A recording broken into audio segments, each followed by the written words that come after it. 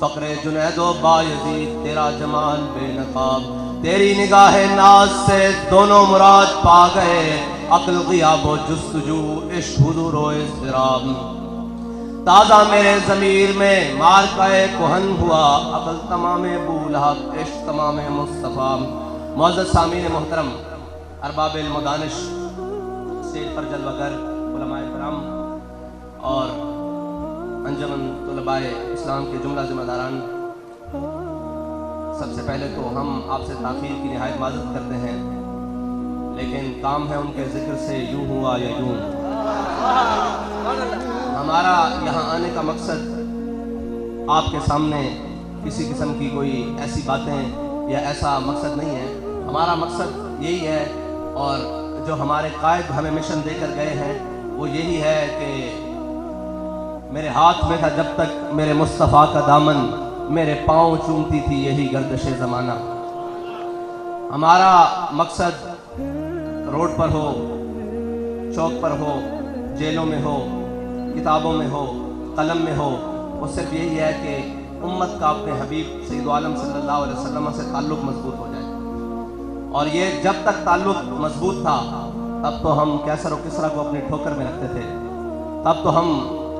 برائے اعظموں پر حکومت کرتے تھے، لیکن جب سے یہ تعلق کمزور ہوا ہے، اقبال کہتے ہیں نا کہ وہ فاقہ کش جو موت سے ڈرتا نہیں ذرا، روح محمد اس کے بدن سے نکال دو،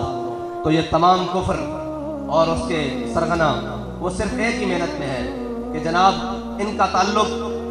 اپنے آقا و مولا صلی اللہ علیہ وسلم سے کمزور کر دیا جائے۔ وہ یہ سمجھتے ہیں کہ ہم دنیاوی تعلیم، ابھی مجھے بتایا بھائیوں نے کہ ہماری وہاں بہنیں بھی سن رہی ہیں، تو وہ یہ سمجھتے ہیں کہ جناب ہم یہ تعلیم دے کر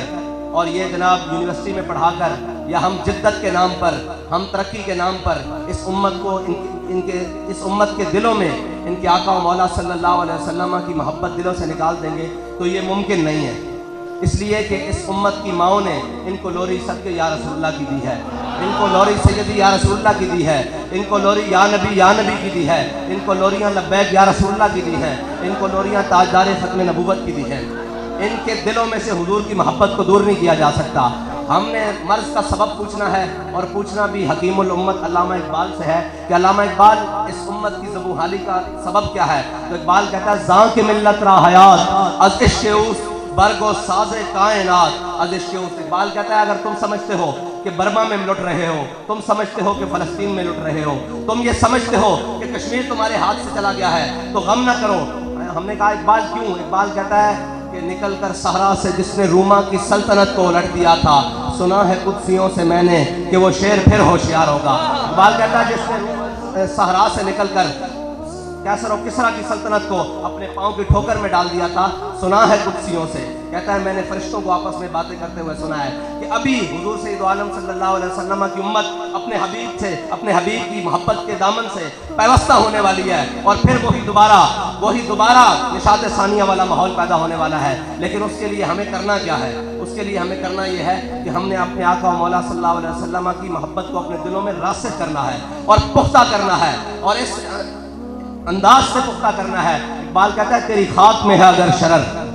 تیری خاک میں ہے اگر شرر تو خیال فقر و غنا نہ کر۔ یہ کبھی نہیں سوچنا کہ جناب ہمارے پاس وہ طاقت آئے گی، ہم جناب امریکہ سے کیسے لڑ سکتے ہیں، ہم رشیا کو کیسے آنکھیں دکھا سکتے ہیں، ہم جناب اپنے دشمن بھارت سے بات نہیں کر سکتے، ہم جناب پاکستان جناب اس کے اندر یہ ہے۔ اقبال کہتا ہے نہیں، یہ بات نہیں سوچنی، تیری خاک میں ہے اگر شرر تو خیال فقر و غنا نہ کر، کہ جہاں میں ہے نان شعیر پہ مدار قوت حیدری۔ وہ علامہ اقبال نے اس واقعے کی طرف اشارہ کیا ہے کہ ایک شخص مسجد نبی میں آیا، مولا کائنات سیدنا علی المرتضیٰ مسجد میں بیٹھے ہوئے ہیں، تو ایک شخص آگے کہنے لگا میں نے علی کو ملنا ہے، تو آپ نے فرمایا مجھے علی کہتے ہیں۔ اس نے کہا یہ کیسے ہو سکتا ہے کہ مسجد میں بیٹھا ہوا شخص ایک خشک ٹکڑے پانی کے ساتھ کھا رہا ہے، تو وہ علی تو نہیں ہو سکتا۔ وہ کہنے لگا میں نے اس علی سے ملنا ہے جس نے بائیں ہاتھ پہ خیبر اٹھایا ہے، میں نے اس علی سے ملنا ہے، میں نے اس علی سے ملنا ہے جس نے عمر بن عبد ود کے 2 ٹکڑے کیے ہیں، میں نے اس علی سے ملنا ہے، میں وہ علی سے نہیں ملنے آیا کہ جو جناب یہاں پہ بیٹھ کے کہا ہو کہ میں خوش ٹکڑے کھا رہا ہوں۔ تو آپ نے فرمایا جھلیا مینو ہی علی کہنے،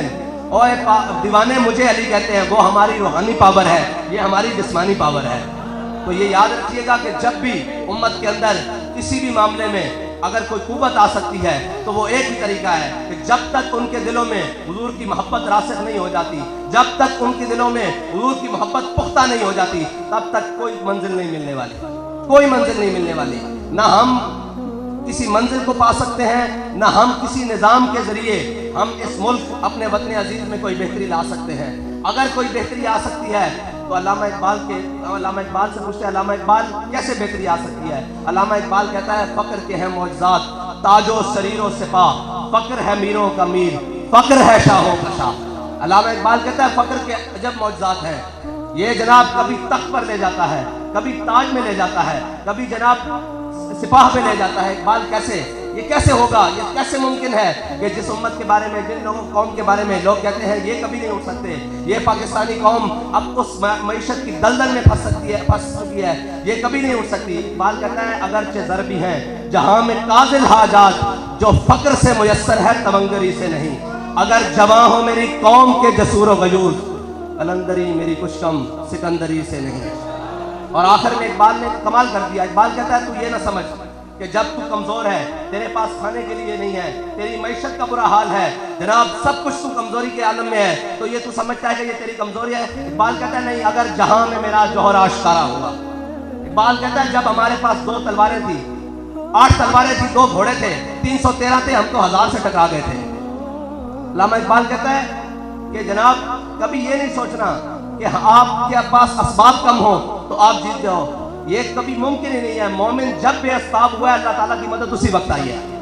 اللہ تعالیٰ اپنے بندوں کو بے اسباب ہونے پر چھوڑتا نہیں ہے، بلکہ مدد زیادہ کرتا ہے۔ پھر بدر میں 2000 فرشتے، پھر 4000، پھر آخر میں کہتا ہے انی معکم، میں بھی تمہارے ساتھ ہوں۔ مسئلہ یہ ہے فضائے بدر پیدا کر، پہلے میدان لگانا پڑتا ہے، پہلے ان ساری چیزوں سے دامن چھڑانا پڑتا ہے جو ساری چیزیں ہمیں اللہ اور اس کے رسول کے در سے دور لے کر جا رہے ہیں۔ اور جب ہم ان سے دامن چھڑا کر اس رستے پر آ جائیں جو رستہ سیدھا شاخ طوبہ بربستائم، جو سیدھا رستہ مدینہ پاک کی طرف جاتا ہے، جو سیدھا رستہ اس نظام کی طرف جاتا ہے جس نظام میں عمر کو بھی پوچھا جا سکتا ہے جناب یہ کرتا کیسے بنا ہے، وہ نظام کی طرف جس نظام میں خاتون عمر کو کھڑے ہو کر کہہ سکتی ہے کہ عمر تم کون ہوتے ہو ہمارے حقدار مقرر کرنے والے، ہمارے حقدار کو اللہ تعالیٰ نے ہمیں سونے اور چاندی کے پہاڑ دیے ہیں، وہ عمر جو سورج پر سے دیکھے تو بے نور ہو جائے۔ سبسکرائب کریں اور بیل دبائیں تاکہ کوئی خبر رہ نہ جائے۔